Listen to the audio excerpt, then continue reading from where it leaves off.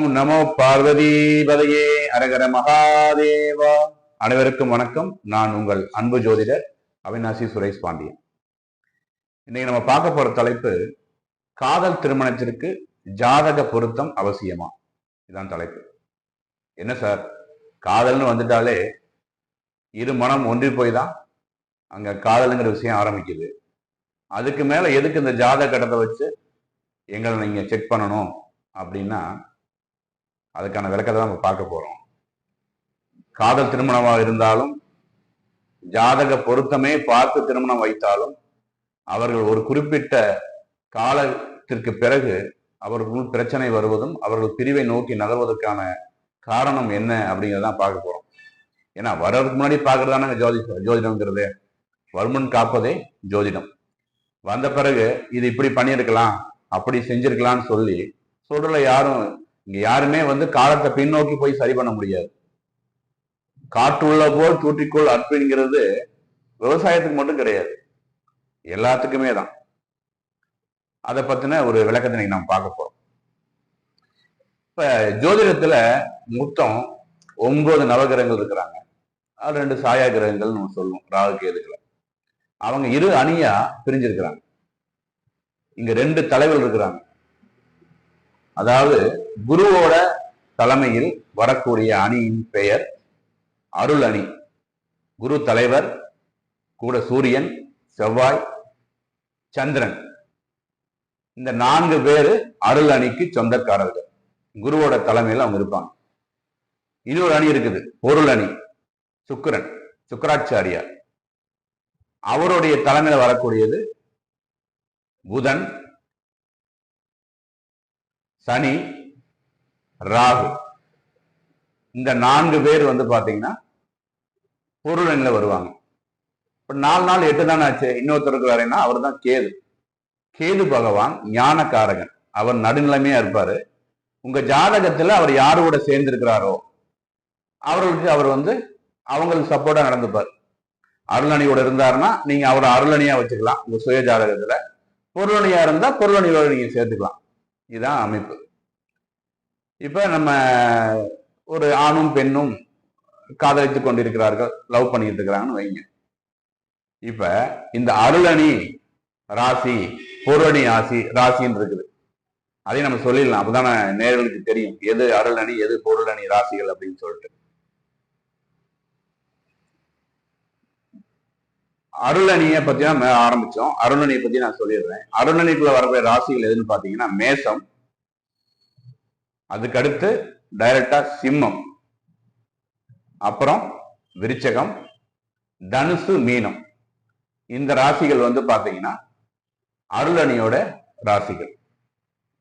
பொருளணி ராசிகள் எதுன்னு பாத்தீங்கன்னா ரிஷபம், மிதுனம், கன்னி, துலாம் மற்றும் மகரம், கும்பம். இந்த ராசி பாத்தீங்கன்னா பொருளணியோட ராசி.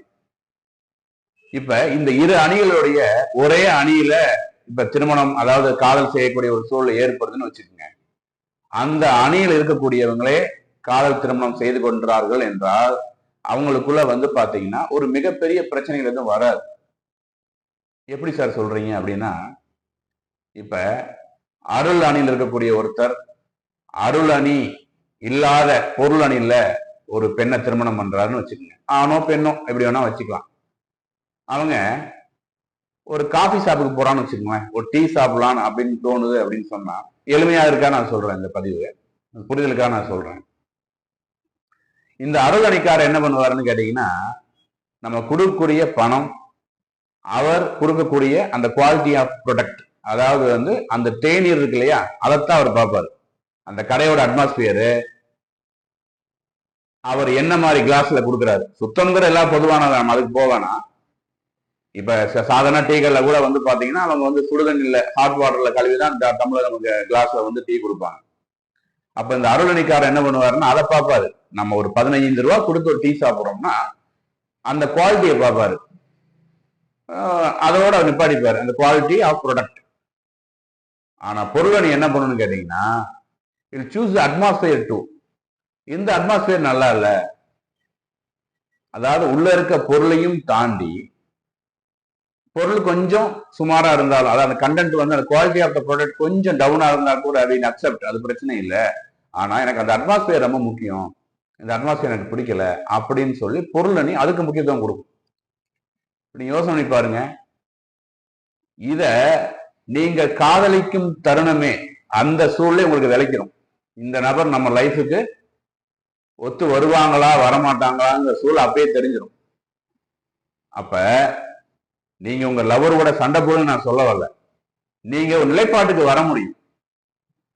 அப்ப இந்த ஜாதக பொறுத்த வந்து ஜாதகம் பார்த்துதான் நீங்க ஒருத்தரை முடிவு பண்ணணும், இவங்களுக்கு செட் ஆவாங்களா அப்படிங்கிறது கிடையாது. நீங்கள் அவர்களோட பயணிக்கும் அந்த காலமே வந்து பாத்தீங்கன்னா உங்களுக்கு சொல்லிக் கொடுக்கும். அதே மாதிரி அருளணி ஒரு நபரை தேர்ந்தெடுக்கிறாங்க அப்படின்னு சொன்னா அவங்களோட பயணிக்கிற அந்த தருணத்தை வந்து ரொம்ப உயர்வா நினைப்பாங்க. என் கூட 1 மணி நேரம் அவங்க இருப்பாங்க, என்னுடைய காதலன் என்னுடன் 1 மணி நேரம் பயணப்படுறாரு, அந்த பயணம் எனக்கு ஓகே, அது டூலரா இருக்கலாம், ஆட்டோவா இருக்கலாம், டவுன் பஸ்ஸா இருக்கலாம் அப்படின்னு சொல்லிட்டு. ஆனா பொருளணிக்காரங்க எப்படி யோசிப்பாங்கன்னா அதுலயும் அவங்களோட கம்ஃபர்ட்னஸ் எதிர்பார்ப்பாங்க. எப்படி இவ்வளவு தூரம் அதுல போறது, எப்படி இவ்வளவு தூரம் வர முடியும், இந்த மாதிரி இருந்தா நல்லா இருக்குமே அப்படின்னு சொல்லி, இது இயல்பு, அவங்கள மாற்றிக்க முடியாது. Character cannot be change. So அந்த நம்ம என்ன பண்ணணும், அவங்களுக்கு தகுந்த மாதிரி இந்த அருளணிக்காரரோ பொருளணிக்காரரோ மாறிக்கிற சூழ்நிலை ஏற்படும். அப்படி மாறிட்டாங்க அப்படின்னா அந்த வாழ்க்கை சிறப்பு அடைஞ்சிருது. இப்ப சொல்லுங்க, ஏன் காதல் திருமணம் சில திருமணங்கள் மிகப்பெரிய வெற்றியும் பல திருமணங்கள் கீழ் நோக்கி போறதுக்கான சூழல் எது ஏற்படுத்துது பாத்தீங்களா? இதுதான். அப்ப இனி வரும் காலங்கள்ல ஜாதக பொருத்தத்தின் முக்கியத்துவத்தை ஜாதகம் பார்த்து நீங்க தெரிஞ்சுக்க வேண்டிய அவசியம் இல்லை, உங்க ராசியை வச்சு முடிவு பண்ணிக்கலாம். அப்ப அதோட முடிஞ்சிருந்தா கிடையாது. இப்ப ஒரு அருளணிக்காரரு மேச ராசிக்காரருங்க, இப்ப எல்லாத்துக்கும் நம்ம சொல்றோம், உனக்கு என்னப்பா சுக்கிர தசை ஓஹோன்னு இருக்குன்னு ஒருத்தர் சொல்றாருங்க, மேசராசிக்காரர் சொல்லுவாரு, ஆனா எனக்கு ஒன்றும் சுக்கிர தசை அவ்வளவா பண்ணலைங்கன்னு. மேசராசி சுக்கிர தசை ஓஹோன்னு கொட்டி கொடுக்காது, ஏன்னா அது எதிரணியோட தசை, பொருள் அணிக்கு தான் சப்போர்ட் பண்ணும். இதே ரிஷபராசிக்காரரு அவருக்கு சுக்கிர தசை வரும்னு வச்சுக்கோங்க, அமோகமா இருக்கும். அப்ப அருள் அணியோடைய மேசராசிக்காரர் கேட்கலாம், அப்ப நாங்க நல்லா இருக்க முடியாது சார், எங்களுக்கு நல்லதே நடக்காதா? நடக்கும். உங்களுக்கு பொருள் அணியில இருக்கக்கூடிய தலைவருடைய தசை குரு தசை வருதுன்னு வச்சுக்கோங்க, நீங்க சிறப்பா இருப்பீங்க. அதே மாதிரி ரிஷபராசிக்காரங்களுக்கு குரு தசை வந்துச்சுன்னா அவ்வளவு நன்மை செய்யாது. அவர் முழு சுபர் தான், இருந்த போதிலும் அவர் நன்மை செய்யாது. இப்ப நம்ம சனியை பார்த்து பயப்படுறோம்ல, சனியை பார்த்து அருளணி தான் அதிகமா பயப்படும், பொருளணி பயப்பட வேண்டியதே இல்லை. இப்போ ஒரு துலாம் ராசிக்காரங்கன்னு வச்சுக்கோங்களேன், துலாம் ராசி துலாம் லக்கணக்காரங்களுக்கு சனி நல்லவர், நல்லதுதான் செய்வார். அதே மாதிரி மீன லக்கணம் மீன ராசிக்காரங்களுக்கு சுக்கிரன், இப்ப மீன ராசிக்காரன் சுக்கிரதசை வரும்போது ரொம்ப சிரமப்படுவாங்க, பயங்கரமான இதா இருக்கும். ஜாதகத்துல பார்த்தா சுக்கிரதசை நடக்குது ஆகா ஓகன்லாம் சில பேர் சொல்லுவாங்க. ஏன் இப்ப சுயமா அவங்களே ஜாதகத்தை பார்த்துட்டு ஓ நமக்கு சுக்கிரதசை ஆரம்பிச்சிருச்சு மீனராசிக்காரங்களுக்கு அப்படின்னா ரொம்ப கடுமையா இருக்கும். இன்னும் சொல்ல போனா இந்த ஏழரை தாக்கம் இருக்கும்போது பொருளணிக்காரங்களுக்கு சனி தசை நடக்குதுன்னு வச்சுக்கோங்க, அவங்க ஏழுடைய தாக்கமே தெரியாது, கடந்து போயிடுவாங்க எளிமையா. ஏன்னா சனி அவர் நல்லவர் இல்லையா? இது ஜாதகத்துடைய ஒரு ஒரு பாலபாரம்னு சொல்லலாம். இதோட முடிஞ்சது கிடையாது, அதுக்கு பிறகு நிறைய இருக்குது. எந்த ராசி எந்த கிரகத்தோட எந்த கிரகம் சேர்ந்து இருக்குது, எந்த கிரகம் பார்வைப்படுதுங்கிற நிறைய சூட்சுமங்கள் உள்ள ஒளிந்திருக்கு. இருந்த போதிலும் மேலோட்டமாக பார்க்கும் பொழுது அருளணியோடு இணையும் பொழுது அவர்கள் தன்னுடைய வாழ்வியலை மிகச் சரியாக கடந்து செல்கிறார்கள். ஆனால் பொருளணியோடு இணையும் பொழுது பிரச்சனை ஏற்படுகிறது. அதே மாதிரிதான் பொருளணியும் தன்னுடைய அணியோட இருக்கக்கூடிய ஒருவரை தேர்வு செய்யும் பொழுது அவரை எளிதாக கடந்து சென்று விடுகிறார்கள் இந்த வாழ்வியலை. மாற்றாக பொருளணியோடு சேரும் பொழுது அருளணியோடு சேரும் பொழுது அவர்கள் சில தடுமாற்றத்தை சந்திக்கிறார்கள் என்பதே உண்மை. அப்பொழுது இனி வரும் காலங்கள்ல ஜாதகத்தின் அல்லது ராசியின் கட்டங்கள் எவ்வளவு முக்கியம் என்பதை தீர்க்கமாக முடிவு செய்து உங்கள் வாழ்வியலை தொடருங்கள் என்று கூறி மீண்டும் ஒரு நல்ல தலைப்பில் உங்களிடமிருந்து விடைபெற்றுக் கொள்வது, சந்திக்கும் வரை விடைபெற்றுக் கொள்வது உங்கள் அன்பு ஜோதிடர் அவினாசி சுரேஷ் பாண்டியன். வாழ்க வளமுடன்.